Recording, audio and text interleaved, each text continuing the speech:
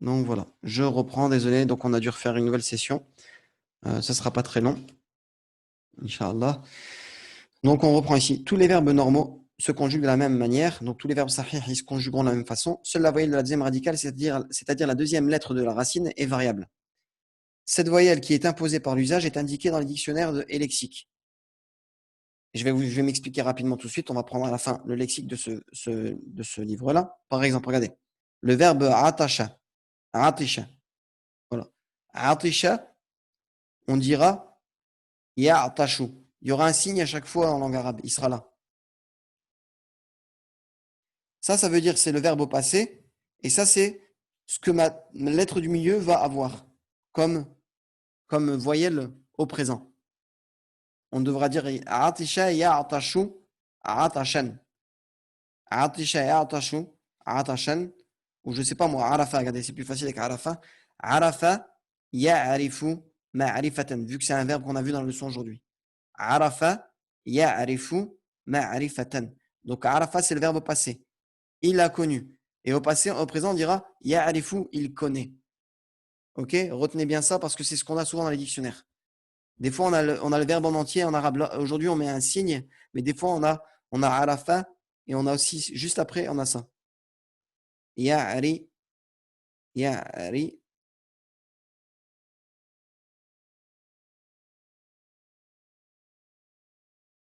ya'arifu. Et on a bien un i sur le ra. Ici, on a un a sur le ra. Ici, on a bien un i sur le ra. Désolé pour l'écriture. Ce qui correspond à ça, en fait. Ok? Je ne sais pas si vous m'avez bien compris. On voit très mal. Désolé. Ya'arifu, arafa ya'arifu, ma'rifatan. Donc ça, c'est le verbe au passé, le verbe au présent, et ici, le masdar. Le masdar, c'est le mot tiré du verbe. Ok? Donc là, c'était juste pour illustrer ça. Hein. Donc, il va l'illustrer aussi juste après, je pense. Donc, cette voyelle qui est imposée par l'usage est indiquée dans les dictionnaires et lexiques, à côté de la forme qui sert à désigner le verbe. Cette forme, qui est la plus simple et la plus proche de la racine, est la troisième personne du masculin singulier de l'accompli. Elle est la troisième personne du singulier, troisième personne du masculin singulier de l'accompli, c'est-à-dire du passé. Donc ici, troisième personne. Ici, voilà. Il fait. Yaf'alu. Souvent, on aura ce terme-là après le verbe en arabe. Et on aura fa'ala au passé et yaf'alu juste après. Fa'ala ici, ça. Ici, en fait, ça correspond à la même personne. Troisième personne du masculin. C'est ça, au passé. Ce sera fa'ala. Pardon, fa'ala, c'est pas farala. Fa'ala. Ok? Fa'ala. Désolé pour l'écriture. Hein. Fa'ala. Ok? Ça correspond à yafalu. Il a fait et il fait. Il a fait au passé. Il a fait et il fait au présent. Fa'ala yaf'alu. Ce sera ça qu'on trouvera dans le dictionnaire pour savoir comment on va conjuguer notre verbe, tout simplement. Donc, fa'ala signifie donc il a fait, mais comme il n'existe pas d'infinitif en arabe, voilà, c'est vrai, en arabe, on n'a pas comme en français le verbe vendre, ou le verbe manger, ER, ou le verbe finir. Tout ça, c'est ce qu'on appelle des infinitifs. Et ce sont les infinitifs qui sont présents. Donc, comme en arabe, ça n'existe pas, on utilise souvent le verbe il a fait, fa'ala, pour l'utiliser comme infinitif. Donc, il te dit, on se sert conventionnellement de cette forme, de fa'ala, c'est-à-dire, ok? On se sert souvent de cette forme-là pour désigner le verbe. On dit donc, par exemple, regardez, et là, il réexplique ici, fa'ala, et là, il a mis un petit a. Bon, ça embrouille encore plus, mais souvent dans les dictionnaires, c'est souvent ça. Ce que je vous avais montré tout à l'heure, je ne vais pas revenir. Fa'ala yaf'alu. Le petit a, c'est pour montrer qu'au présent, on dira yaf'alu. Fa'ala yaf'alu. Kataba yaktubu. Qara'a yaqra'u. Et arafa ya'rifu. Est-ce que ça a l'air d'être clair? Est-ce que ça a l'air d'être clair? Ou si vous avez des questions, posez-les-moi maintenant parce que, de toute façon, en regardant les exercices et en essayant de les faire dès que vous allez commencer, ça va vous paraître plus clair, Inch'Allah. Mais si vous avez des questions, vous voulez plus de précision, n'hésitez pas. Bon, si j'ai pas de réponse, je pense que c'est à peu près compréhensible pour tout le monde. Vous inquiétez pas, c'est simple, c'est pas si dur que ça. On va y venir petit à petit. Ce sont des habitudes à prendre tout simplement. OK? Et donc, et bien sûr, là, on ne vous embête pas avec ce qu'on appelle les verbes mu'tal, donc qui ne sont pas sains, qui ont des harf illa, qui ont des wa ou des ya. Là, c'est juste des verbes simples. Regardez, il n'y a aucun wa ou ya, c'est des racines simples, des lettres normales. OK? Il n'y a pas de wa ou ya. Donc, c'est bon. Jusque-là, vous allez voir, c'est pas si compliqué. On passe à la deuxième partie, aux trois autres parties. Ici, on parle de ce qu'on appelle complément d'objet direct. Alors ça, c'est un élément essentiel à comprendre aujourd'hui, Bidnillah, et on comprendra souvent, et souvent, je vais vous le rappeler. En français, on appelle ça un complément d'objet direct. En arabe, il va falloir oublier ce terme-là et le remplacer par ce qu'on appelle le maf'oul bihi. Al-maf'oul bihi. Donc, le complément d'objet direct se met au cas direct. Donc, on se rappelle des cas directs, indirects et cas, comment ils appelaient ça, nominatif. Le nominatif, ça correspondait au ou. Le cas direct, ça se correspond au a, voilà, a-n. Et le cas indirect, ça correspond au i. On oublie tout ça. Ici, cas direct, on va mettre que c'est nasb. Un nasb. Oh, désolé, j'ai trouvé le cahier.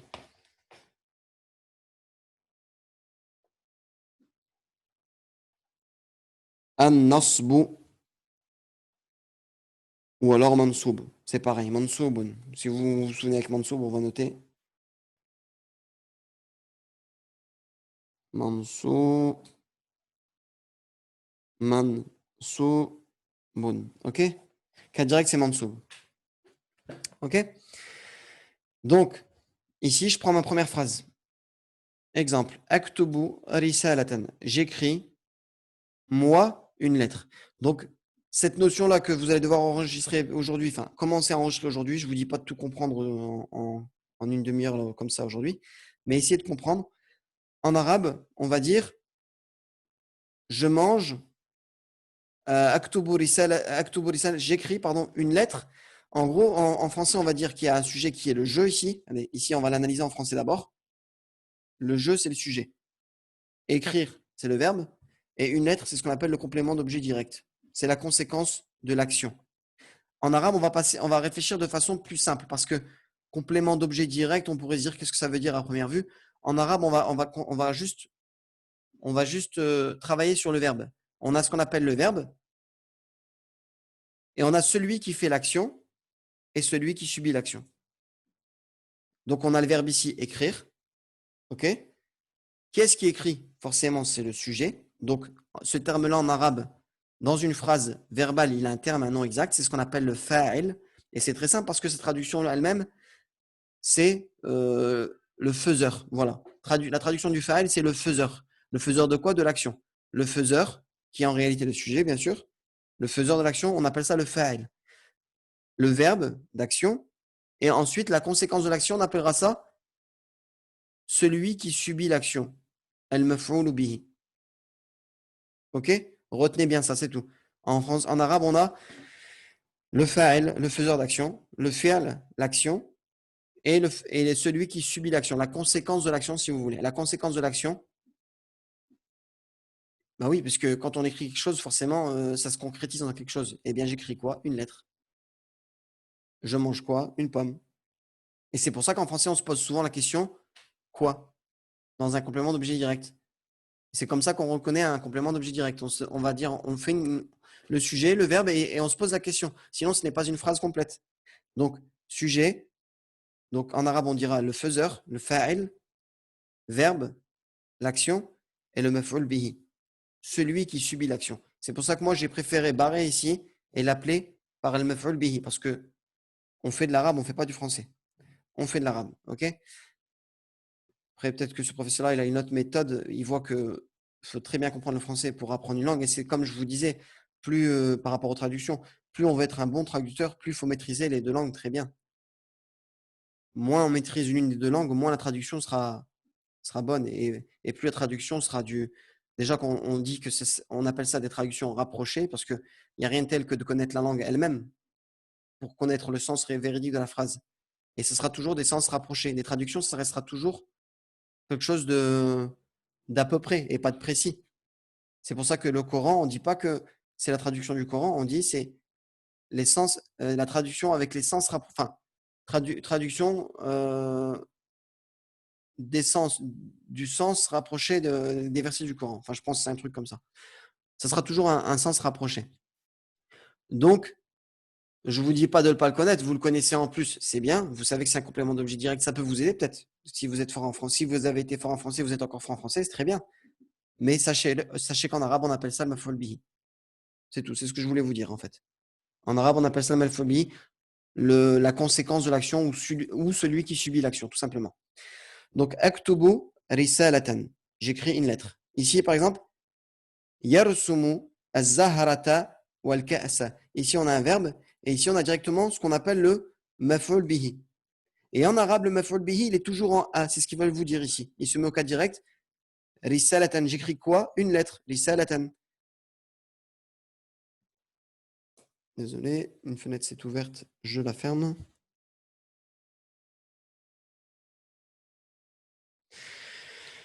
Donc, yarsumu az-zahrata. Il dessine une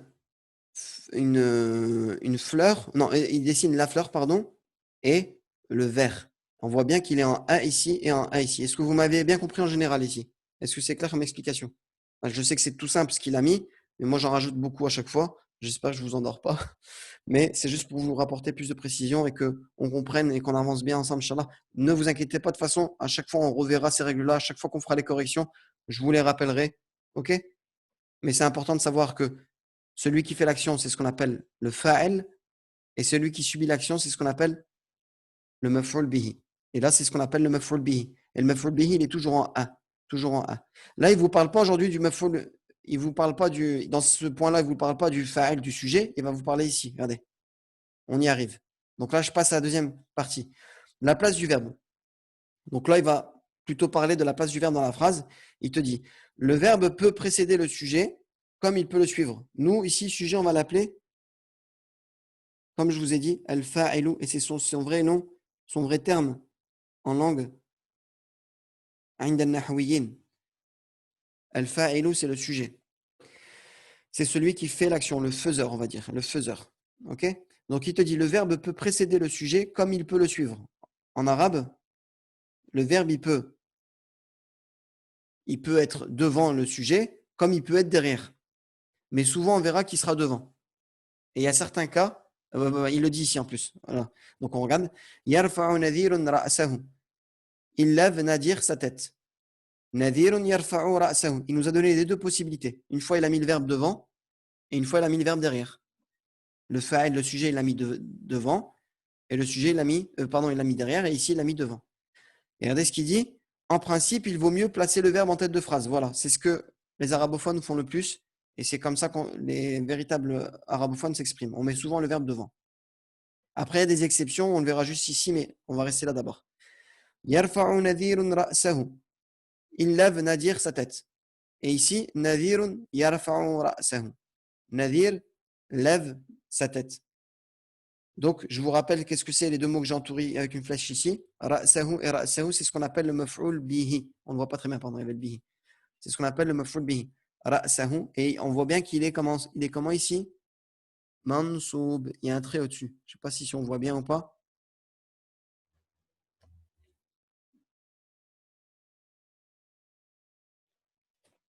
Je vais rapprocher. Voilà.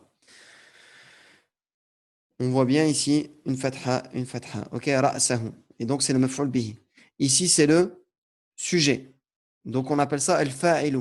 Et là, on a le verbe. Donc, on a le verbe, on a celui qui fait l'action et on a celui qui subit l'action. Ou la chose, ou la conséquence du verbe, si vous voulez.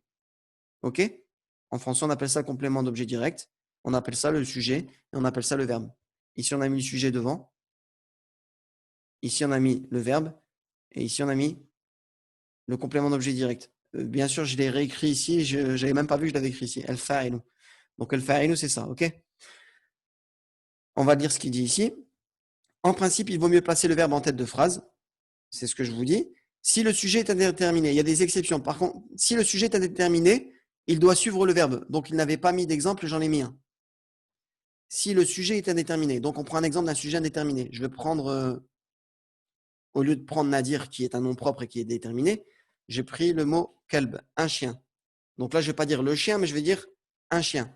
Eh bien, si le sujet est indéterminé, il doit suivre le verbe. On doit le mettre obligatoirement en deuxième position et mettre le verbe devant. Pardon, on voit mal. On dira par exemple akala kalbun al-lahma. Akala kalbun al-lahma. C'est ce qu'il veut vous dire dans cette petite phrase-là. Il n'a pas donné l'exemple. Peut-être pour pas trop en rajouter. On dira un chien a mangé la viande. Un chien a mangé la viande. Si j'avais un sujet déterminé ici, un fa'al déterminé, là j'aurais pu le mettre devant si on veut, comme ici. Nadirun c'est déterminé, donc on peut le mettre devant aussi. Mais en principe, on met toujours le verbe devant. Et dans les deux cas, ça revient à quoi? Mettre souvent le verbe devant, vous vous tromperez pas. C'est pour ça qu'on dit que c'est plus arabophone de mettre le verbe devant.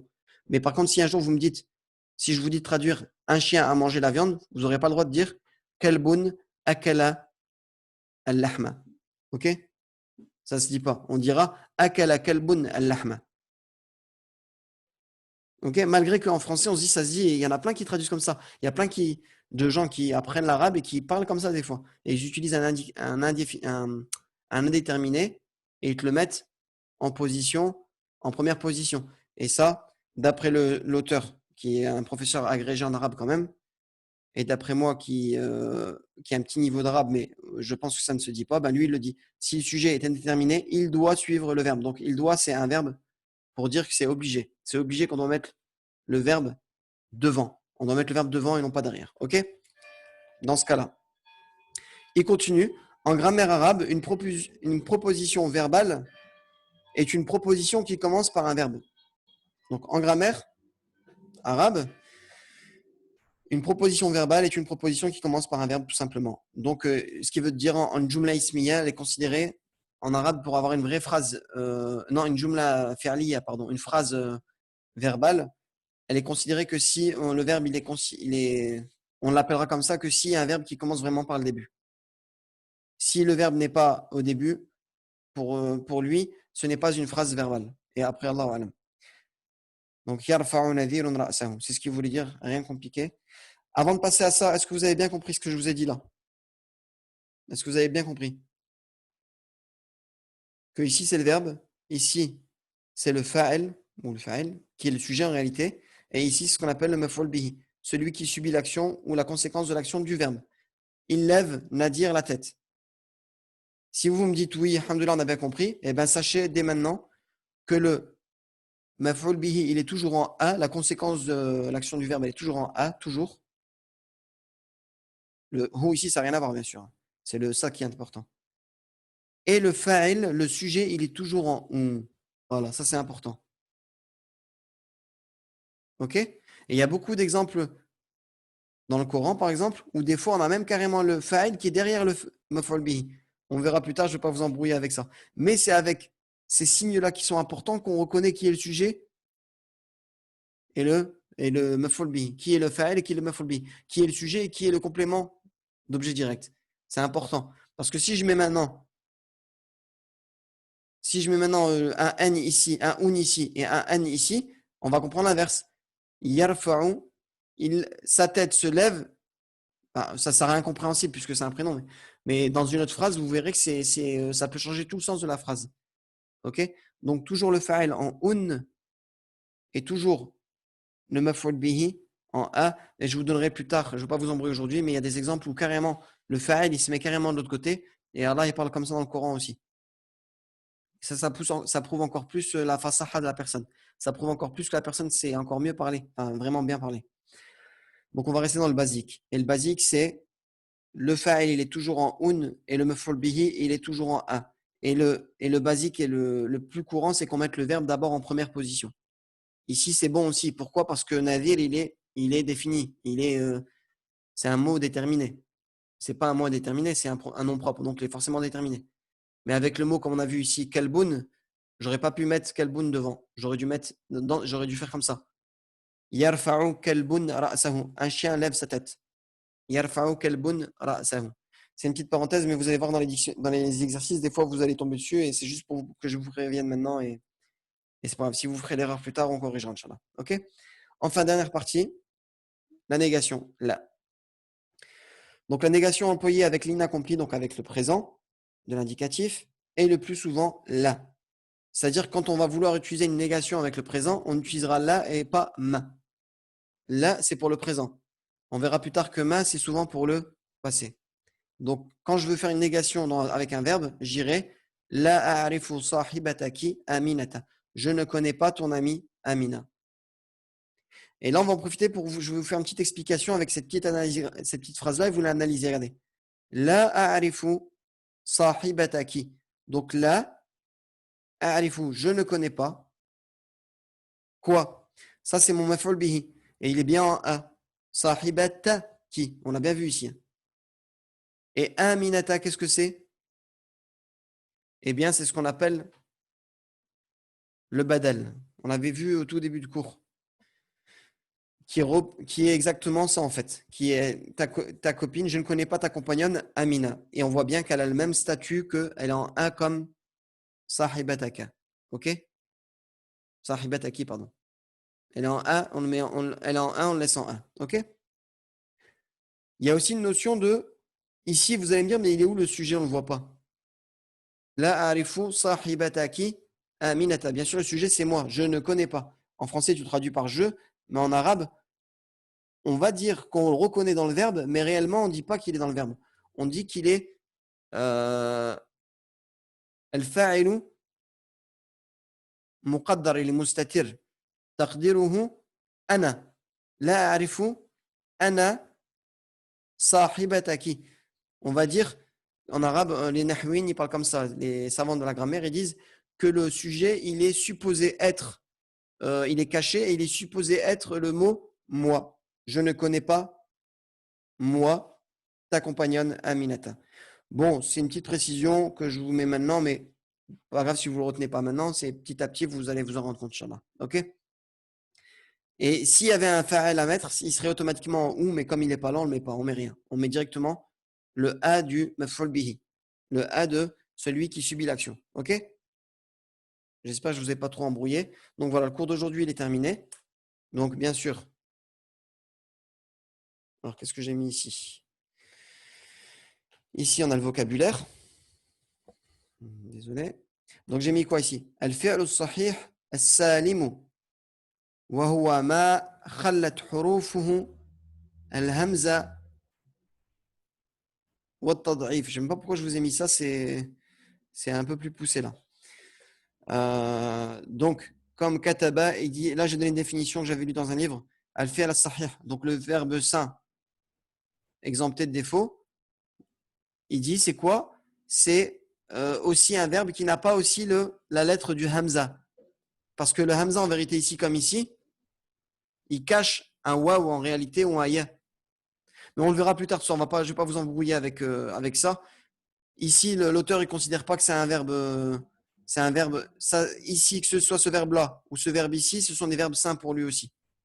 Ok? Chez certains nouha, et ce n'est pas des verbes sains parce qu'ils disent aussi qu'il n'y a pas de alif. Je ne sais même pas pourquoi je vous ai mis ça. Ne prenez pas en compte. Ici, qu'est-ce que j'ai mis? Al-fi'l as-sahih al-mahmouz wa huwa ma kana fi hurufihi al-asliya hamza. Ouais, je vais pas vous embrouiller avec ça aujourd'hui, c'est pas de votre niveau, ça n'a rien à voir. OK?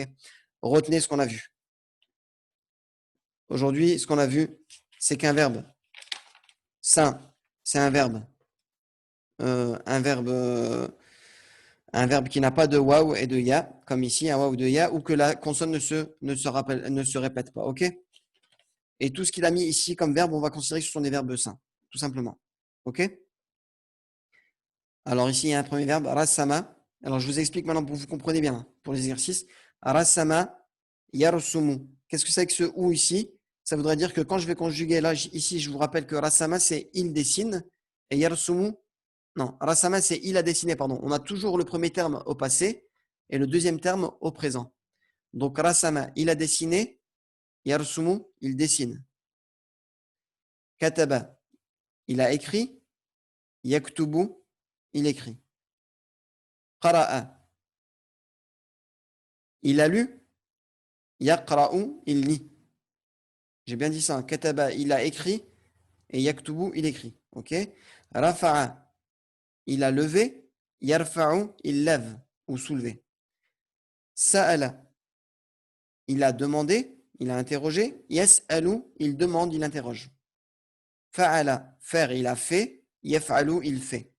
Et arafa, il a connu, il a reconnu, il a su. Et ya'rifu, il connaît, il sait, il reconnaît. OK? Vous allez vous rendre compte de cet exercice-là ici. Enfin, vous allez mieux comprendre. Donc, répondre aux questions. Ça, vous continuez. Si vous en avez trop, je vous donne un petit conseil. Si vous avez trop à faire, celui-là, à la limite, vous pouvez le faire à l'oral, entre parenthèses, ou le laisser à la fin. Mais je vous conseille vraiment de tout finir et de faire celui-là, le 2, le 3, le 4. Ah bah non, celui-là, non. Faites-les tous. Pour la semaine prochaine, faites-les 4. Il n'y en a que 4. Il y en a que 4. Mais dès qu'on aura 5-6 exercices, celui-là, vous pourrez, si vous voulez le faire à l'oral, tout simplement. Et encore, je vous conseille de l'écrire, ça vous fait l'écriture en plus, de les faire. Mais vraiment, si vous n'avez pas le temps ou quoi que ce soit, moi, je ne vous pousse pas à bâcler le travail, hein, je vous pousse à faire les choses bien. Et l'idéal, c'est de les faire. Mais il y a un moment donné, ça va peut-être vous paraître beaucoup. Et dans ce cas-là, s'il faut faire des concessions, je vous dirais de ne pas noter ça. Ou du moins, par exemple, de ne pas recopier les phrases en arabe, copier la réponse en arabe, tout simplement. Au moins, recopier la réponse.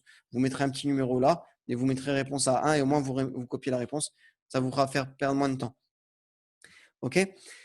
Donc, vous verrez à cet exercice-là, complétez les phrases suivantes en ajoutant un des verbes de la lecture et à la forme qui convient. Regardez. Rasama yarsumu, arafa ya'rifu, kataba yaktubu, rafa'a yarfa'u, sa'ala yas'alu, qara'a yaqra'u. Je vais vous donner le premier. Je vais vous faire le premier. Al-mu'allimu. Alors, al-mu'allimu, quelque chose, kharitatan ala saburati. Le professeur, une carte sur le tableau. Donc forcément, ça sera dessiné. Le professeur dessine une carte sur le tableau. Donc ce sera ce verbe-là. Ici, selon la phrase, on est au passé ou au présent? Bien sûr, on est au présent puisque le premier cours qu'on a vu, c'est le présent. Donc forcément, ce sera ça qu'on va utiliser. Rasama, qu'est-ce que ça voudra dire? Ça voudra dire qu'ici, regardez. Bon. Al-mu'allimu. Yar. Regardez, je mettrai yar. Et ici, on a un U. Sou, mou. Ici, je mettrai à ma troisième lettre, c'est un ra, désolé, hein, c'est un ra ici. Yar, sou, mou. Je devrais mettre un ou et non pas une fatha comme ici au passé. Vous avez compris? Et tout le reste, bien sûr, découlera. Tout le reste découlera comme ici. Regardez. Une fois que j'ai adopté mon ou ici, je le mets partout. Là, je devais mettre un a parce que c'est fa'ala yaf'alu, j'ai mis un a partout, au milieu. OK?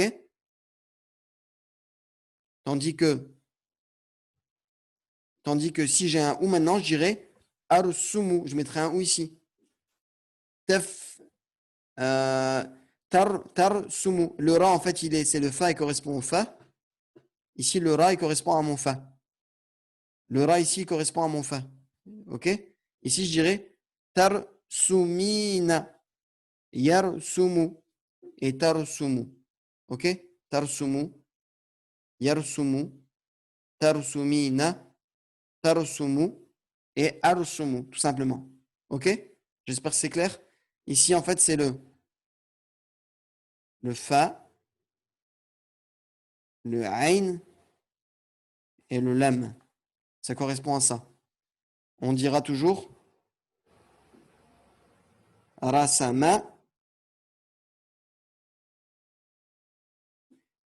yar sumu. Regardez.